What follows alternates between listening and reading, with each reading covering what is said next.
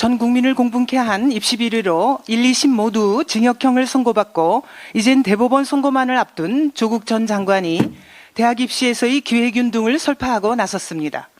한마디로 지나가던 소가 웃을 일입니다. 지난 3일 창당한 조국당은 대학 입시를 비롯해 각종 선발 과정에서 기회균 등 선발제를 확대한다. 소득별 등록금과 장학제도를 확대한다. 학교 및 사회생활에서 저소득층 자녀들의 기회를 증진한다는 강령을 내걸었습니다. 대학 입시, 장학금, 저소득층 자녀, 이 가운데 하나라도 조국 전 장관이 운운할 자격이 있습니까? 지난달 2심 판결은 조국 전 장관이 입시용 인턴 증명서를 허위로 만들어내 딸은 서울대 의전원, 아들은 연세대 고려대 대학원에 제출했고 딸 조민이 부산대 의전원에서 2번이나 낙제를 했음에도 불구하고 장학금을 불법으로 수수했으며 아들 조원의 미국 조지 워싱턴대 온라인 시험을 대리 응시하는 등 온갖 입시 비리, 교육 비리를 저질렀다고 판시했습니다. 2심 재판부가 범죄 사실을 인정하지 않는 사과는 진정한 반성이 아니라고 지적했음에도 조국은 국민들께 사과하기는커녕 법정을 나서기 바쁘게 비법률적 명예회복을 하겠다며 창당을 선언했습니다. 그러더니 자신이 저지른 범죄와 정반대되는 내용을 국민 앞에 내걸고 총선에 출마해 국회의원이 되겠다고 합니다. 이게 조국식 명예회복입니까?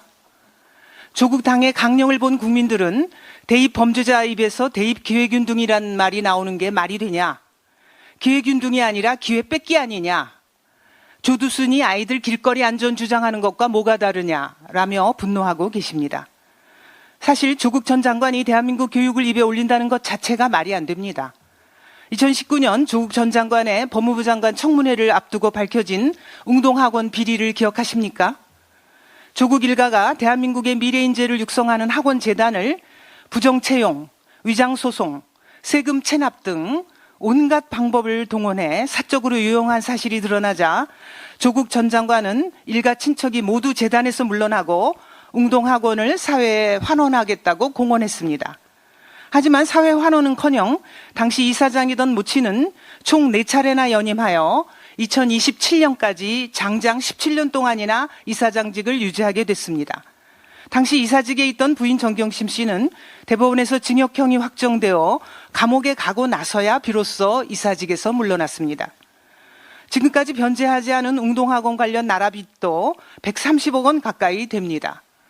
조국 전 장관은 정치를 시작하기 전에 웅동학원을 사회에 환원하겠다던 국민들과의 약속부터 지켜야 하는 거 아닙니까? 조국당 창당 이후 86운동권의 대표적 인물인 유시민 전 장관은 조국 전 장관을 비호하며 정치에 법과 도덕을 갖다 대면 안 된다고 주장했습니다. 86운동권에게 묻습니다. 당신들에게 정치 권력은 법과 도덕 위에 존재합니까? 권력만 잡으면 범죄든 비리든 무엇이든 문제될 게 없습니까? 조국 전 장관 같은 자들이 국회에 들어와 대한민국의 교육을 망치고 법 질서를 무너뜨리게 두어선 안 될 것입니다. 국민의힘은 86운동권에 맞서 법과 도덕을 준수하며 끝까지 싸우겠습니다. 이상입니다.